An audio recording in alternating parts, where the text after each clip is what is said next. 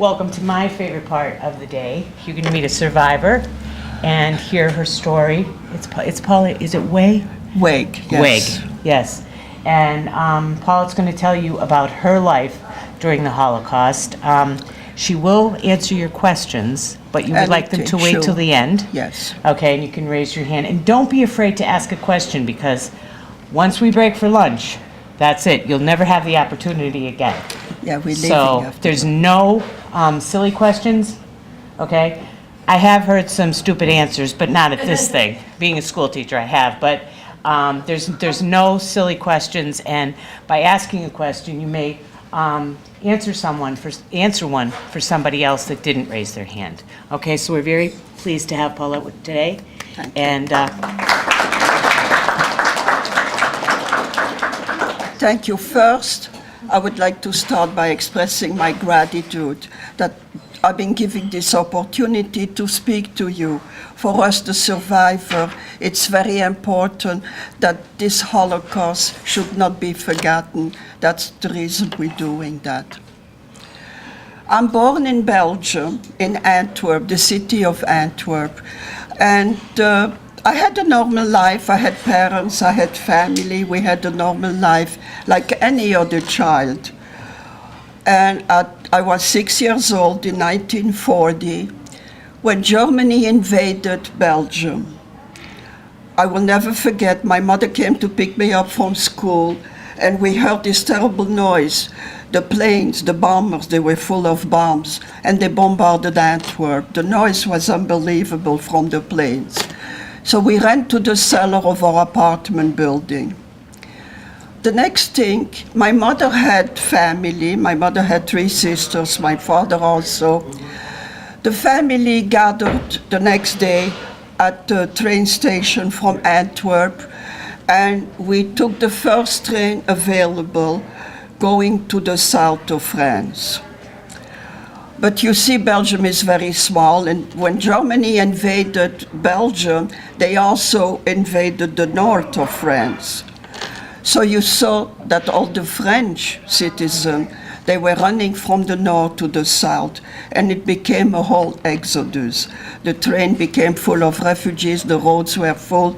It didn't stop the Germans from still bombarding us. And without going into detail, it was really a voyage of hell. The train sometimes had to stop for days because the rail were bombarded. And I remember more than once I had to lay down on the floor of the train because they were shooting.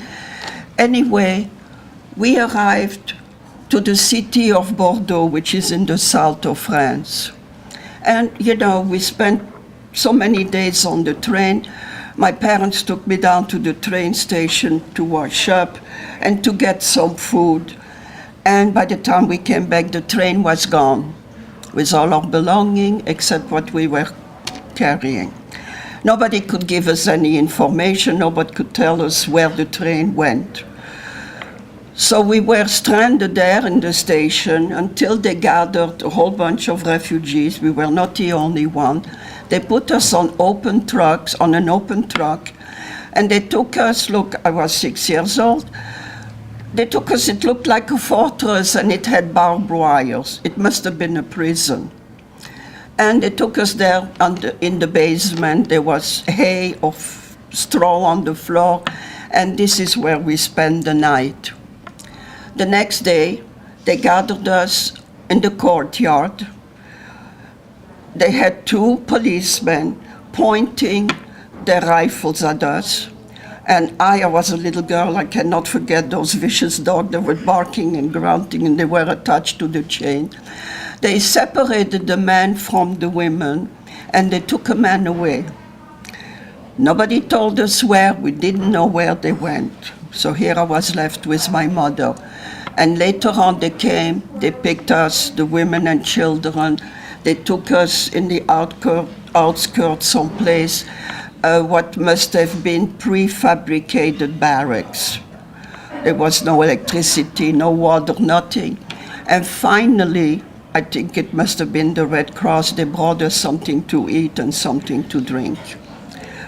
You see what happened when Germany attacked France and Belgium, they were not ready, but then they had to mobilize all their men. So the men were gone, and the women, they had to take over what the men left. You know, they had to take over and continue. And in the villages, it was difficult for the lady alone to take care of the livestock, to take care of in the field. So they invited each time a group of refugees.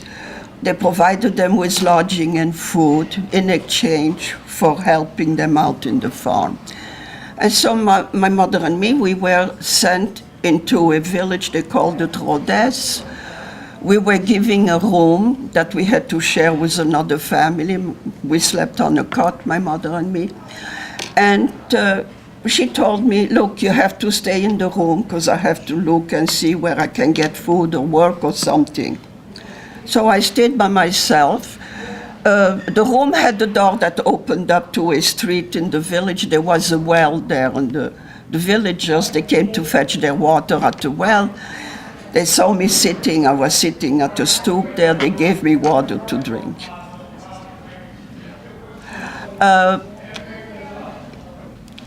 I don't know if He told me just not to touch. Okay. Anyway, the village, the church of the village, opened up a soup kitchen for the refugees. My mother got a job working there. She was an excellent cook. So now I could hang out in the courtyard with other children. And we were provided with one hot meal a day, and the rest we managed. We never heard about my father. We didn't know what happened to him. We didn't know where to look for information. And so the summer went by, and in the fall, the children went back to school, except for us, the refugees. We were not allowed to attend school. I became very sick. I developed a rash, and I started running very high fever. My mother rushed me to the nearest hospital. It was a small hospital. It was run by the nuns, by the sisters. They took me in. They diagnosed me with scabies, they call it. That's a skin disease from malnutrition, low hygiene. They took me in and they started giving me treatments. My mother couldn't stay with me. She had to go back to work. She came to see me whenever she could. One day she came in the middle of the day and she told me, I'm going to dress you and we're going to take a walk. I looked at her. I was all bandaged up, bloody bandaged up. But she dressed me and she made me walk. We walked into the garden and slowly we walked out from the hospital. And she said, I heard from my family, I heard from my sisters. I don't care, we're going on the train, I'm going to join them. And so we arrived that evening and we were joined with the rest of the family. My mother had 3 sisters. The same thing happened there. The village was right at the bottom of the Pyrenees. The Pyrenees are the mountains that separates France from Spain. So my family were hoping maybe they could smuggle or do something. They were always trying to find an escape route. My family, they told me when they arrived the first time in that village of Abbas, they took in 20 families, 20 Jewish families. And my cousin told me they arrived by bus and the whole village came to look for them. Why? Because on the front page of the newspaper, there was a caricature from a Jew with the long nose and horns. So they came to look at a group. And naturally, they were disappointed because we looked like them. You know. So anyway, my family, they were living in an abandoned farmhouse. They had to cook on a fireplace, and there was a well in the courtyard. And my uncles, they built a outhouse, I forgot the name, an outhouse in the backyard. And we managed. They worked, they helped the peasants, and we managed. 1942 is when Hitler declared the final solution in France. If you don't know what that is, the final solution, let's kill all the Jews, in other words. And that, when it became what the French people call, for you that speak French, the time of la grande razzia, which means the big deportations. Jews were arrested all over France, and they were put in detention camps. They had detention camps all over France. The map was full.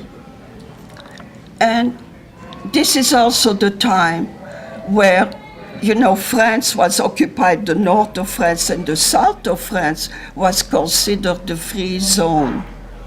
But 6 weeks after the war started, France capitulated, and the government of Vichy took over. They were ruling, but they were the puppets of the Germans, so we had to follow the rules. In 1942, the Germans marched in physically, and I will never forget, they marched into our village, a whole platoon like one, showing their strength, showing their superiority, singing. And when they marched in, they took control. They took control of the municipality, which was a little house. The post office was there too. They made the Gestapo headquarters, and they moved into the houses from the people, and they took the best rooms for themselves. There was no hotel. And, you know, there was a lot of stories because a lot of time the women were left alone and they had to submit themselves to those soldiers. They took control, and this is what it started to be very hard and difficult for the Jews. The first thing we had to do, we had to go and register, and we had to submit our radios. They didn't allow us to listen to the news. Churchill was broadcasting from London through the BBC, the news all the time. But at this point, they didn't allow us to hear. We only had to listen to their propaganda. So it became, the Jews were ordered to wear that yellow star. I'm sure you've seen it. A yellow star. It was written in French, Juif, which means Jew. And we were punished. We were severely punished if we didn't follow the orders. They controlled the country by fear and by sheer terror. The food became very scarce because they took all the food to feed their soldiers. It became very scarce. We had to wait online to buy bread or to buy whatever. And Jews, there were all kind of, I can't remember the word, restrictions, I'm sorry. They had all kind of restrictions and curfews. Especially the Jews were giving special restrictions. They lost their jobs. A lot of them lost their job. Their businesses were taken away. Even the professionals couldn't practice. They were very restricted to practice. And those were times that became really terrible, very dangerous, and desperate times, especially for Jews, because they had no place to go. There was no place to run. No country wanted to accept them. And so parents started to worry because they knew, they saw what was going on. If you were arrested in France and thrown into a detention camp, you lingered there under terrible conditions. They were treated like in concentration camp. No food, no water, terrible conditions. And you lingered there until you were put into the cattle train and shipped to be exterminated in the concentration camp. So parents, they were worried about their children, and they had to make a very agonizing decision to give away their children, whoever wanted to take them or adopt them, in case to save at least their children. It was not an easy task, because if you gave a child to another family, You had to prepare the child had to be old enough also to be able to learn. They got a new name and they had to learn the history of the family, and they needed new identification. So there was an underground. In the underground, there was a group. They called themselves the OSE, O-S-E. In French, it means Œuvre de Secours pour Enfants, translated a charity to save the children. And they devoted themselves, they really devoted themselves to take those children and put them in hiding or in safe places. They did an amazing job. And so I was taken also away. I was taken away. I remember it was a cattle chariot, like we were going out to the field. I ended up in it was like a mansion. We were about 15 children in that mansion. We were not allowed to go and play outside. We were not allowed to stand by the windows. The windows were open. It's hot in the south of France. And we had to talk very quietly. They kept us quiet by reading stories, by telling, by giving us books. And they fed us whatever they could. The parents, they were not allowed to know where their children were in hiding for security. Because if a German found out that you were hiding or harboring a Jew, the punishment was very severe. They would kill the whole family. They would hang you or whatever. They were brutal. So I wasn't in touch with my parents. They didn't know where I was, except for that organization. And so I spent the whole summer, and then winter came, the winter of 43. And my mother gave birth in 1943 to my young brother in January. And she called me back. She asked me to come back. I was 9 years old that time. She asked me to come back to help her with the baby. So I came back into the village, and I noticed my father wasn't around. He went into hiding. The villagers told him, you have to hide. And all the other refugees that used to come, all the 20 families, nobody was there. I asked my parents, whatever happened to those people? My mother told me they were all rounded up, put on buses to be deported. But since my mother was in her late month, she started carrying on and screaming and crying. She's in labor. And it was the French police that did the arresting. They had to listen to the German. It was the police that arrested the Jews, and the French police that was running all those detention camps. Well, the French police showed that they had a heart. They allowed my mother to get off the bus, and my father, and the villagers took him under their wing and hid him.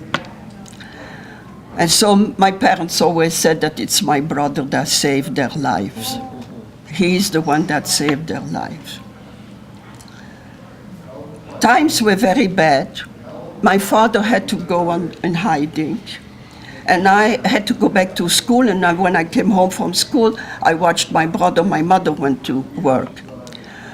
One day I'm in school, the police came in, they asked me to get out, and I see my father standing, his arm up. They found my father, they arrested him. He was standing like that, and a guy with a machine gun in back of him. But they allowed him to say goodbye to me. I mean, how could he say goodbye to my father before they took him away? I have to tell you that the school in that village was a one room for the girls and one room for the boys, and this couple, Monsieur and Madame Lassalle, were the teachers. The kids had to go to catechism in the church of the village. The priest told them that the Jews were responsible for the death of Jesus. And I cannot begin to tell you the torment and the bullying that I had to go through in that school. And Madame Lassalle, the teacher, she noticed it one day. She took me on the side and she said, look, stay away from them. sit in a corner, I'm going to give you books to read. So I was very lonely, but I read all the French classics. I became an avid reader. Very shortly after my father was taken away, a young lady came with her bicycle. She had a seat. She put me on the seat of the bicycle. My mother said, goodbye, you gotta go with her. I'll see you when I can. I have to tell you that most of the work from the underground, the messaging, the taking the children, was done by the women in France, because the German did not suspect the woman as strongly as the man to work for the underground. So this young lady, she must have been 18, puts me on her bicycle, and she says to me, let's sing Au clair de la lune, Frère Jacques, because they had soldiers, the German soldiers were patrolling and all over the village. So they saw two girls singing on a bicycle. They let us go. And so she took me on top of a hill. There was a castle, and she took me to that castle. And it turned out to be a Catholic convent. I went in there. I had to see the Mother Superior. She looked me over, and very sternly she told me, you have to forget, I was 9 years old, I want you to say. You have to forget everything about your past. You have to forget about your parents. You are not to talk because you can sleep and will be all in danger. She said, from now on, you are a French little girl who is born in France, and the parents have been killed in a raid. You're an orphan. She gave me a book of prayer and a rosary, and she urged me that I should memorize those prayers as fast as I could, because I joined the orphanage from that convent, and I couldn't act differently. I had to blend in. And, naturally, I had to watch what the other kids were doing and imitate them, but I did the best I could. And I became this very reclused, scared little girl. I was even afraid to open my mouth, because I might say something and put everybody in danger. We were told when in the convent, life was very Spartan, rigid, very disciplinarian. We had 3 sisters that were watching us. The youngest one, she had this long, flexible stick, and it was just flying over her head, and believe me, you didn't want to be hit by that stick. We were told that we had to work for our upkeep. And my job was to go into the fields. There was no food around.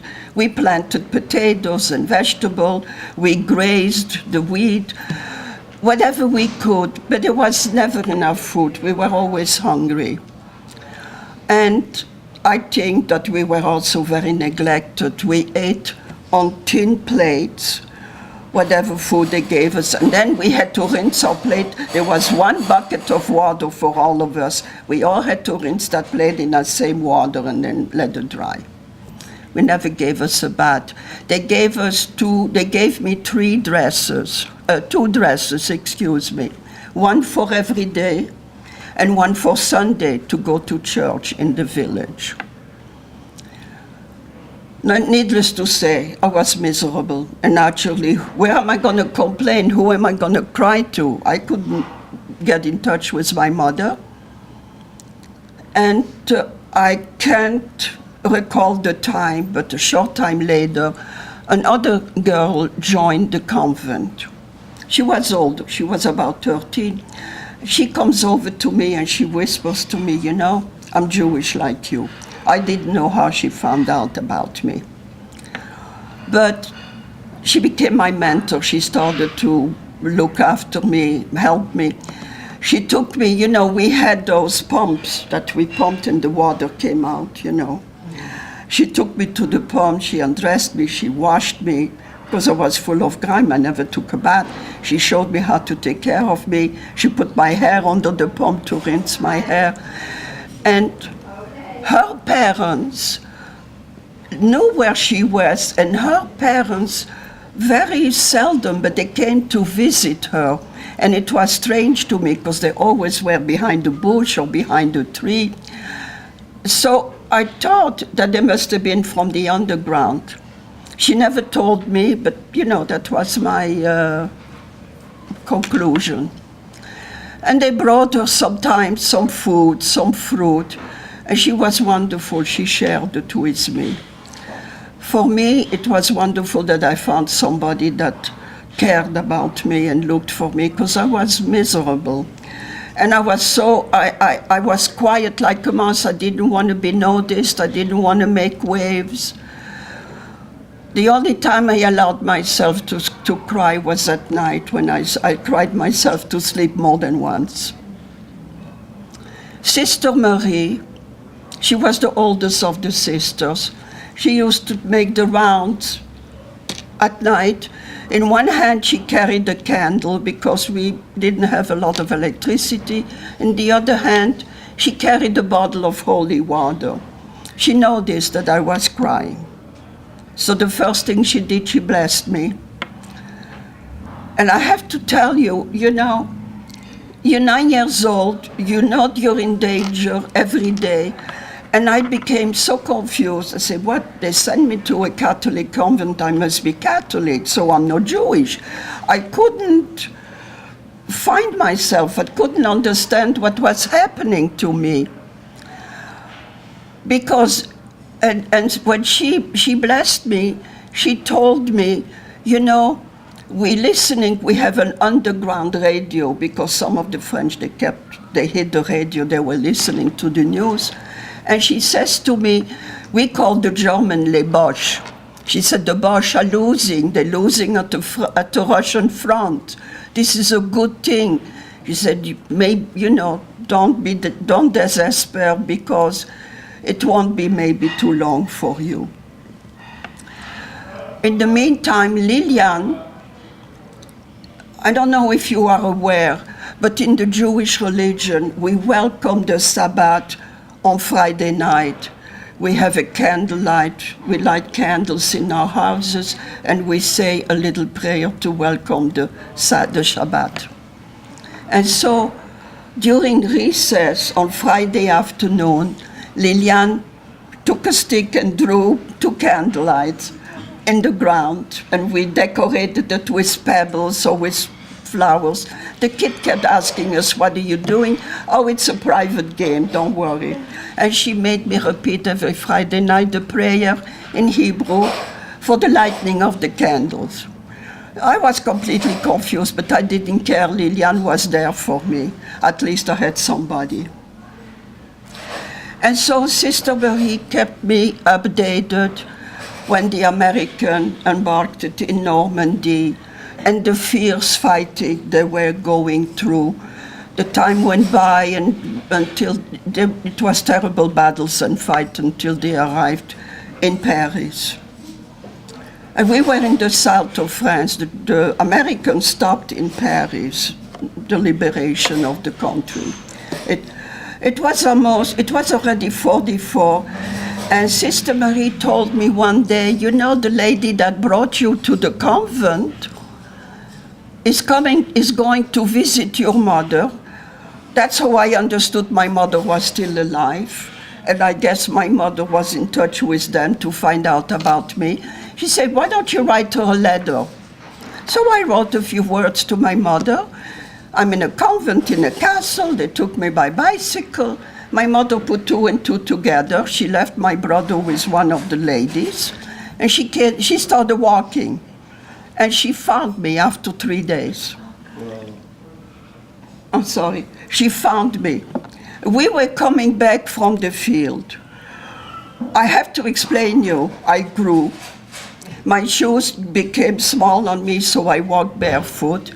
We were wearing long dresses, covered here. And like I said, we never took a bath. And the sister says to me, why don't you go to the office? I didn't know what for. I see my mother there. She takes one look at me and she faints. I must have been some sight. And I run over to her, Mama, don't worry, I'm going to pray little Jesus for us. And she said, Oy vey. It's true. But at least she found out where I was staying. I think those were already less dangerous times. And so we finished the rest of our time. And one day we heard battles, fight, cannons, shooting in the far. And it kept coming closer and closer. And we heard the German tanks and the German buses or cars or jeeps. The Germans were running, they were retreating. But they managed to do plenty of destruction while they were retreating. And some of them were in a hurry, thank God. And we stayed in the convent. The sister closed the black curtains. We had black curtains, so they couldn't see us at night. They couldn't see the light at night. And we prayed and we prayed and we heard the battle. And then one day, it just stopped. And we heard the church bell ringing. And then all the churches, the bells started ringing. Sister ran out to see what happened. She came back. The war is over. We won the war. We all ran out in the village. The people were singing La Marseillaise. The Marseillaise is the French hymn that we were not allowed to sing under the German occupation. They started singing and dancing. And we looked at our liberator. It was the French on the ground. They are the one, with the help of the Americans through Italy, through Spain, but they are the one that liberated the south of France. And they were a sorry sight.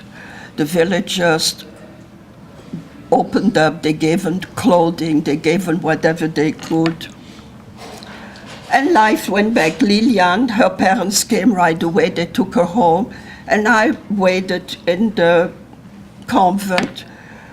And weeks went by, I didn't hear anything. I was really worried. I said, God knows what happened to my parents, what will happen to me. One day, Sister Marie came over. She says, Paulette, go wash your face, put on your Sunday dress. She took me by the hand, and she took me on the part of the castle that I'd never been, and it must have been a dining room. I walked into that room, and I didn't know where to look first, the splendor, the crystal chandeliers, the beauty. And the door opens up, and my father walked in. So you can imagine, I haven't seen him for years, and every time I think about it, I'm emotional. My father walked in, and the sister asked him if he would like to stay and have a meal. And my father accepted. And for the first time, I think I had a decent meal that I ate since I was there. Anyway, we came back to the village to get my mother and my brother. And in the village, there was a whole commotion because they arrested the people that collaborated with the Germans. They shaved them, they put tar and feathers, they put them on chariots, they paraded them, the people were yelling and screaming at them. Anyway, they had to let it out, right? But my parents did not want to stay in that village. They decided they want to go back.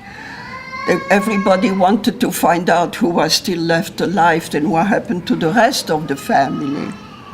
And so slowly we made it back to Belgium in Antwerp. And Antwerp was in ruin from all the bombing that they were taking.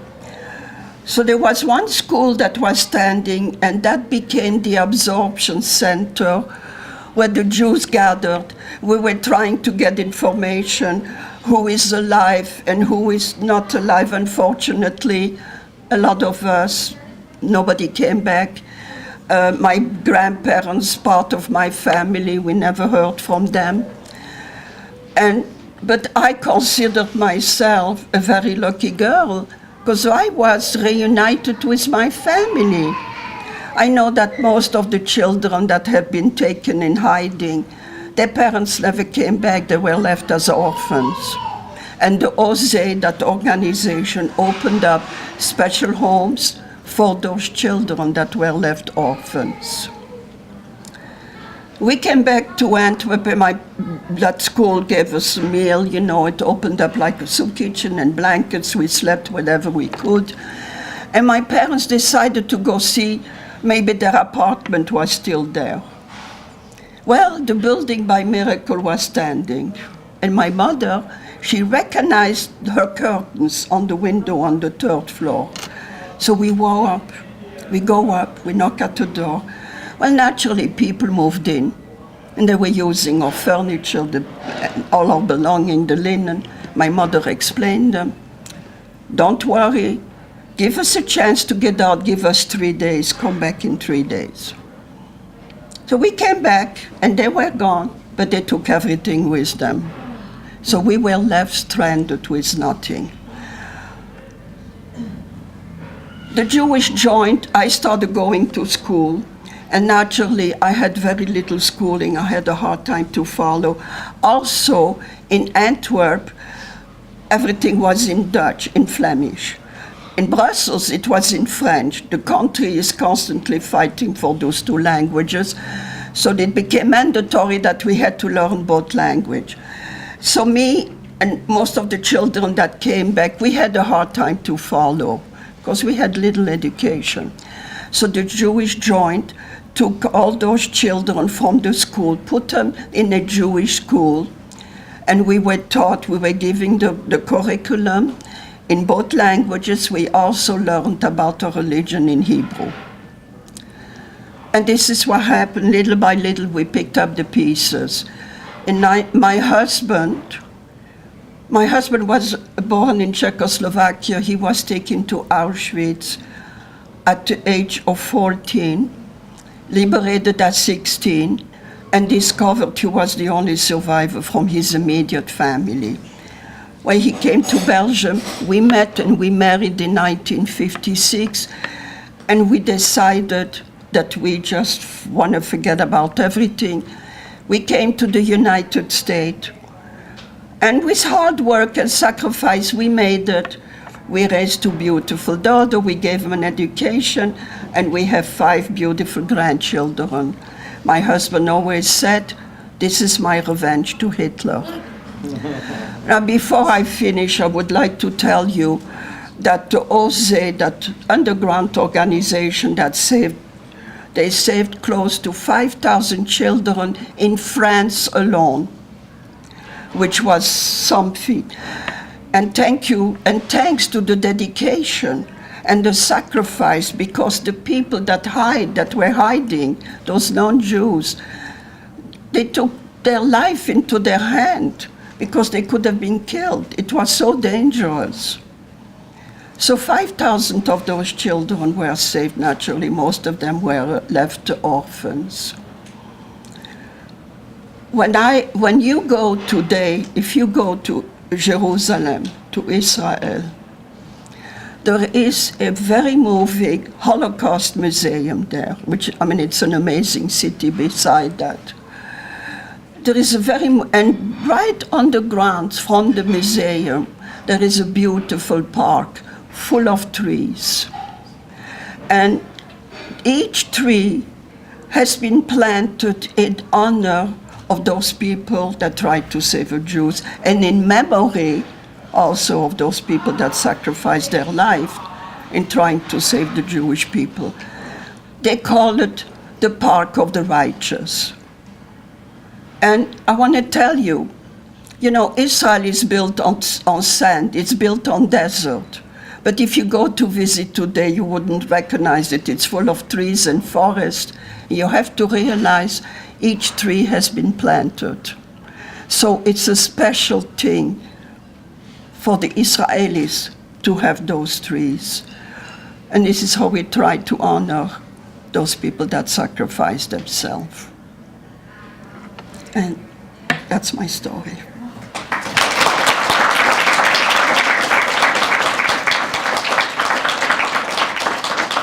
If you have any questions, I'm ready. Don't be shy, just ask. No? Okay. That's it. We're gonna stay here because we're a little bit early, and if we leave now, we interfere with everything upstairs. No one has a question? Yes. Where did you locate to in the United States? When I came first, well, I tell you, it's a whole story. We have time. Excuse me? We have time. Yes. I was born in Belgium, but I was not considered a Belgian citizen. When I turned 16, when we came back and I turned 16, I had to apply for my citizenship. They were not very friendly to the Jews, and I think that was a new law they did. I became a Belgian citizen. My husband was stateless because coming from Czechoslovakia and communism, he had no passport. So when we married, I was allowed to bring in on my visa and come to the United States. We didn't need a quota, which means a number to wait for our turn, because Belgium and France had some kind of an understanding. I could come whenever I wanted. But the only problem was that my husband had to prove that he had a job waiting here in the United States. That was under the McCarthy era. So naturally, when did he have time to learn a trade? But he went, there is an organization, they call themselves the ORT, O-R-T, and they were like a school, they were teaching professions. And my husband went there, and he learned electricity and got his diploma. So I found a cousin that lives in Columbus, Ohio. She got me in touch with some electrician that vouched for my husband. And this is how we ended up. We lived but naturally my husband didn't belong to the union. He couldn't work as an electrician. There was a problem. And my husband, I remember, was walking the streets. I went to work in a department store. He was walking the street. He saw demolition. He went and asked for a job. The owner of the demolition happened to be German from way back. There were generations in the United States. And he probably understood what happened. He gave him a job, made him a foreman. I gave birth to the 2 daughters, to the 2 girls. And it happened, he had a few accidents, demolition. He fell from a floor, ended up in the hospital. So I begged him, you have to look for something else. I'm left alone with the children. He started to work in a camera store as a salesman. My parents joined us in Columbus, Ohio, and we were married 5 years. We had the 2 babies, and my parents said, well, you deserve a vacation. They were watching the 2 babies, and we took the car and left for New York. When my husband arrived in New York, we had friends and family in New York. He went and applied. There was a big store in New York, Willoughby's. I don't know if you heard about it. It was like a block, and all the tourists used to come there. My husband was bilingual. He spoke a few languages. They hired him on the spot. So we moved to New York. We lived in New York, and he worked for Willoughby's. That's what happened. We have the 2 daughters. We gave them an education, and we made sure that they will not be deprived of anything. We wanted to give them what we never had. One of my daughters graduated from FIT as a fashion designer. The other one is an occupational therapist. My youngest daughter, who finished FIT, married and moved to Israel, and there she was very smart. She continued to study. She became a computer graphic designer, and now she has a pretty important job there. And I have 3 children that finished the army in Israel. I go there very often. It's my pleasure. They're far away, but what can I do? Paulette, when you met your husband, did he speak French or did you speak Chinese? No, my husband, like I said, was born in, he has his own story. He was liberated when he was 16. Mm-hmm. And he hitchhiked to find his way back to his hometown in Czechoslovakia. They call it Košice, the name, the town where he comes from. That's where he discovered that nobody was left from the family. Here he is 16.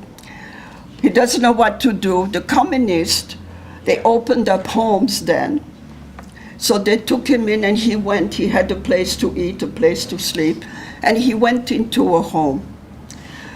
But you know, in the Eastern Europe, it was never good for the Jews. A lot of them, they ran away to Palestine during the 30s, and they became like messengers. They came back to Europe, and they walked into those institutions, and one of them walked in the home where my husband was. He started talking in Yiddish, started singing in Yiddish, and he said, "If you understand me, follow me." And this is how they found a lot of those Jewish kids all over Europe. They gathered them, and they put them in Jewish home. I mean, I can talk. He was a wonderful man. Unfortunately, he died young. Consequences from the concentration camp. He worked in a bullet factory and swallowed the metal dust we didn't know. He died of pulmonary fibrosis at the age of 72. Yes. So when your mother was living in that village and she had the baby, was she hiding or was she? Yes, the villager, they provided her with the papers. Oh. She didn't have that Jewish semantic look. She was a beautiful woman, and the villager took her under her protection. Those villagers, they were all working for the underground. They just hated those Germans. And so my mother and my brother were saved. It was a miracle that I was reunited with my family. Okay, thank you. Yes, dear. What happened to your brother? My brother grew up. We came back to Belgium. He was 9 years younger than me. And when he came to the United States, he was 14. Went back to high school, learned English, went to college, became a social worker. Today, he's a grandfather. His children are married. He has grandchildren. He lives in Columbus, Ohio. So the United States was very good to us. We're very grateful. Okay. Yes, dear. How did your parents make money when you got back from? I'm sorry, you have to talk loud. I'm hard of hearing. Can you? How did your parents make money when you were younger and you got back after the war? Oh, it was very difficult because we were not the only one. When we came back, like I said, we had nothing. We started from scratch. We moved into a building that was half, we cleaned up the debris, we slept on the floor. We started from scratch. But also, there was the Jewish joint. They tried to help us. That was the beginning, but they tried to help us slowly. We did it very slowly. As a matter of fact, I graduated from high school in 1949 in Belgium, and we caught up very fast. We caught up to the curriculum, and we graduated according to the schools. In 1949, and I remember my teacher coming over and saying, Paulette, you're a good student. Why don't you try to follow and try to educate yourself? My parents had no money. We couldn't afford it, so I had to go to work. I worked and I helped my parents. It was very difficult, but they did it. And when we came, my husband and here, 2 young kids, not knowing the language, no money, we made it. Hard work, sacrifice, the ambition, and you do it. That's all. Yes? When you were in Belgium after the war, did the Marshall Plan help Yes. your family out of your... They started the Marshall Plan, but I have to tell you that when we came back, anti-Semitism did not die. When they put us in that Jewish school, to catch up with our education, we stayed in school till 5:30. From 8 in the morning till 5:30, we had an hour recess. When we came out, they still used to call us a bunch of kids. In Dutch, they used to call it volle Joden, dirty Jews. And they were throwing stones sometimes, so just harassing us. I remember I was a girl and the boys used to encircle us and walk us safely home. In that time, there was also still a lot of American soldiers stationed in Antwerp. And they helped us, the Jewish kids, they walked us home. Because when I left in 1956, they still had signs on the window, "We do not rent for dogs and Jews." So you have to understand, I never wanted to go back, I never went back. Why? We just wanted to forget and leave start a new life. That was the only reason. It's unfortunate that this was the most heinous crime, that they hate the Jews. Like today you have in Syria, all the Catholics are being persecuted now. There's no end to it. Okay, thank you. We have a question over here, I think. Yes, dear. How many different languages do you speak? How many different languages? Okay, I was born in Antwerp, they speak Dutch there. So when I moved to France, started schooling, I started learning French. And I think that became my main language because I started schooling. My parents at home, they spoke Yiddish. And my parents came from Eastern Europe. My mother was Hungarian, my father Czech. They didn't want me to understand, but they spoke Hungarian, but little did they know that I did understand. So I took a trip after the war with my husband because he wanted to go back to his hometown. So we first went to Vienna. Yiddish and Dutch is like a dialect from German. I could understand what they were talking. And then we went to Budapest, where they spoke Hungarian. To my surprise, I understood what they were talking. Then my daughter moved to Israel, and I went to visit her often, and the family got together, they all spoke Hebrew, and I was sitting there. I said, well, if I can find them, I got to join them. I went to school in Queen's College and learned to speak Hebrew. So then I came to the United States, I had to learn English, so that's it. It wasn't hard for us because we grew up with a lot of languages around us, so it's much easier, to learn. And it's good to know, you should all learn a second language, it's wonderful. Does anybody here study French? If you do. Oh, we have loves some to speak French So if you want to ask her something in French, feel free. Not that good. I said if... Yeah, I heard you. Yeah. He said he's not that good. That's I tell you, even I'm here 60 years already. I don't have occasion to speak so much French, and it's getting sometimes I forget a word and it aggravates me. And I jump at the occasion whenever I can.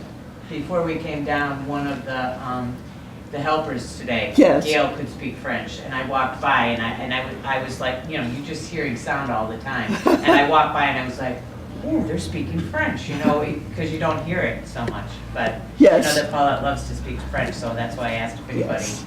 I did. think Paulette est très belle et très formidable. Vous avez aimé? Did you like what I said? Well, you have to understand we're doing that for a purpose. If you go home today, tell what you saw today with the films and the discussions and talk about it to your family, talk about it to your friends. Unfortunately, we have those people that deny the Holocaust. And that's what we're doing here, to prove them that we did have, that it was the most heinous crime committed to us. And that's why we're doing this. You go and you continue, you keep it alive. That is our purpose. Everyone in this room is now a witness. That's right, you're the last generation that witnesses. We're getting very old and we're not here for a long time. So you are the generation that witnessed a Holocaust survivor. when you were in southern France, you Yeah. know, under the Vichy government, but most of that town protected you? I tell you, we were very lucky because, you see, we stayed at the foot of the Pyrenees, and I don't know if you're aware of it, but a lot of people were trying to smuggle to go through the Pyrenees, which was a terrible thing to do. We tried to, but we didn't succeed. My family ran away and took all kind of different routes. My mother stayed put in the village because through the underground, what shall I call it, grapevine, because nobody had a phone that time, my parents heard about each other the first time. The first time he was taken away, he was put in a camp in Saint-Cyprien, they called the camp. That was a camp for political prisoners. He was questioned and sometimes beaten and ended up working forced labor. But and my mother stayed put while the family left. And somehow he managed to escape and joined us, but that was almost a year after we were separated.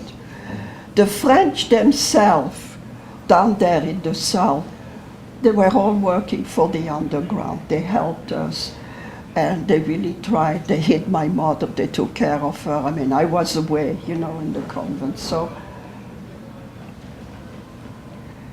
You know, you have mixed feeling. Those that were the policemen that arrested us and those that really sacrificed themselves. So that's why we have that Garden of the Righteous in Jerusalem. Okay, thank you. That was wonderful. I sent you a whole bunch of pictures to your